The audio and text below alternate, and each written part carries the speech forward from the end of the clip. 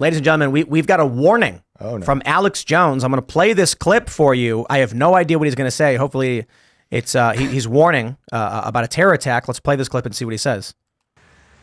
We've got a great team on the border right now, Chase Geyser and some amazing other people. I'm not going to say their names.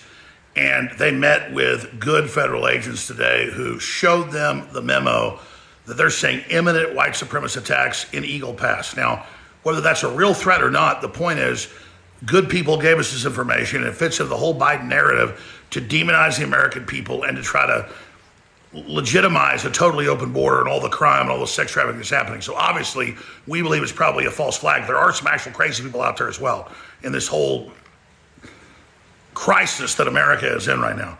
I'd say 90% chance that, yeah, they're probably provocateurs. But regardless, this is real intel. This is real information. We've got crew down there right now. We're reporting on it all at Infowars.com/show. I'll be on the air tomorrow, 11 a.m. Central on my regular show, covering it all as well. But our crew is down there at the border, and this comes directly from high-level sources. So this is major breaking news that the feds have told the major Border Patrol facility there in South Texas, prepare for imminent white supremacist attack on the Border Patrol.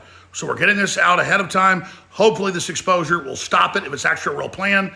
I don't know all the answers. I don't know if it's a false flag. I don't know if it's false info from the feds. I don't know if it's a real. I don't know. But the report from the feds and the memo is 100% real. So, ladies and gentlemen, let's pray for the Border Patrol and others down there.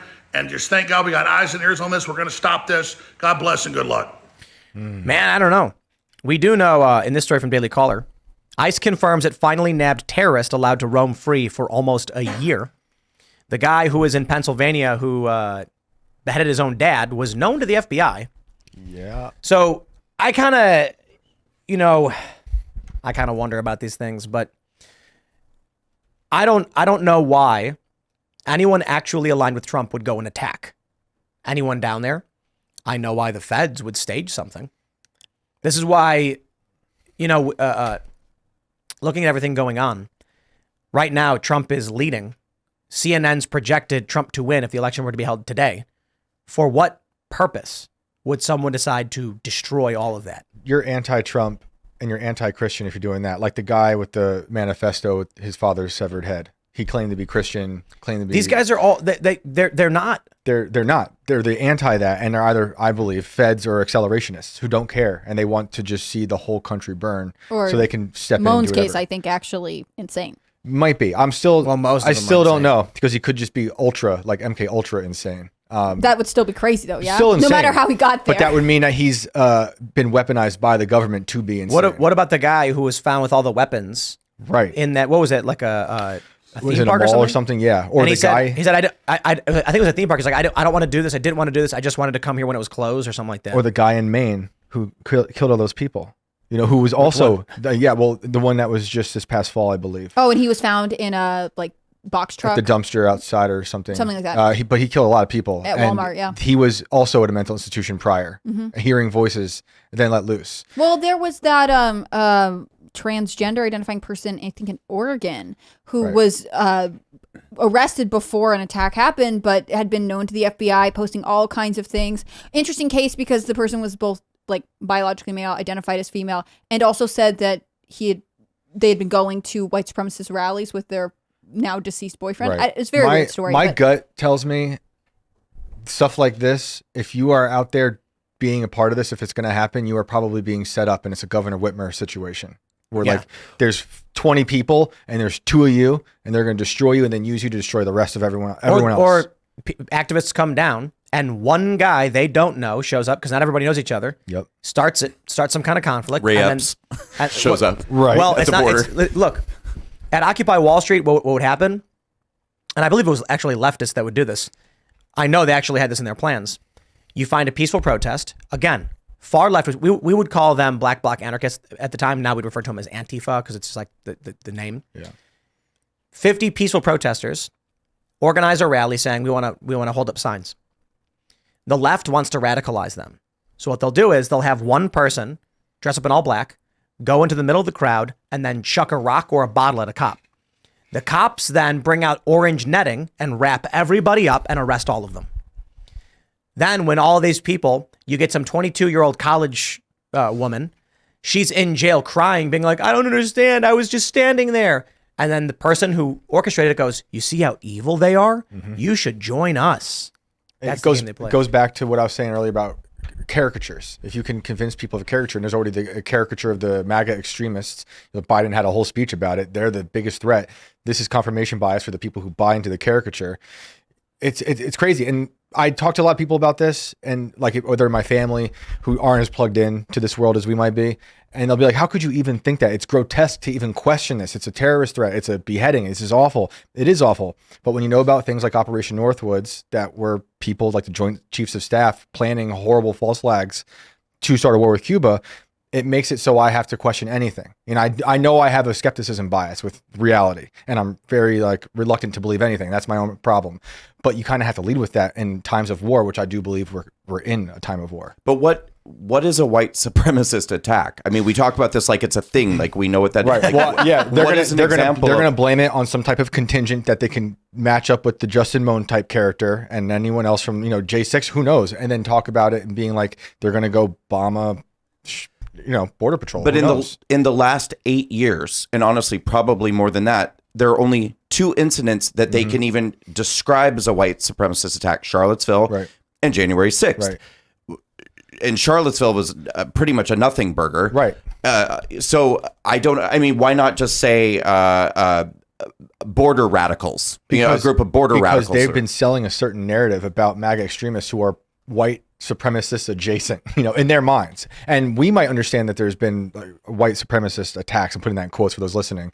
But to them, they think there's been a whole slew of white supremacist attacks. This is the FBI saying it. Right. This isn't Alyssa Milano. Right. I mean, the FBI is the one being like, oh my God, the white supremacists are coming. Right. Well, what is the history? I'm just going to start referring to leftists as white supremacists. Well, they are. They legit are. But this is the thing. We do think they are. Segregation, the speaking down to black people, the believing black people aren't smart enough to get IDs, they're white supremacists. Right. But the thing is, whatever our faction is, we try so hard to steel man and actually honor the arguments, but that doesn't work for the average person who's apolitical. Yeah. So, let me just say that the Krasensteins are white supremacists. I think they genuinely are. Yeah. I think Anna Kasparian is a white supremacist. I think she genuinely is. And I'm not trying to be funny. I think these people hold views where they'll deny, of course, we're not white supremacists, but if you were to bring up is a black only space permitted, they're going to say yes. And they're going to make an argument that is overtly racist. They're going to be in favor of affirmative action. What does affirmative action mean? Affirmative action at like Harvard, for instance, this lawsuit, an Asian kid, 2 Asian kids, what the left does is they look at them both and they go, they look like each other, so they're not allowed in school. That's racist. That makes no sense. Yeah. You could get an Asian kid from South Central who's not the same culture as a kid from China, but they're just but they look the same. So we're not going to, they're racist. They're white supremacists. Mark Cuban is a white supremacist. Mark Cuban is absolutely a white supremacist. I will say this unequivocally. Mark Cuban, I hope you hear this. You are a white supremacist. You are. I mean, he's even reposting all these posts from people talking about Jews, right? Thinking he's being clever by doing it. I just think the dude is a deep-seated white supremacist. Yep. His whole view is that. So Mark Cuban made this argument that if you have too many white people, you need to start asking yourself.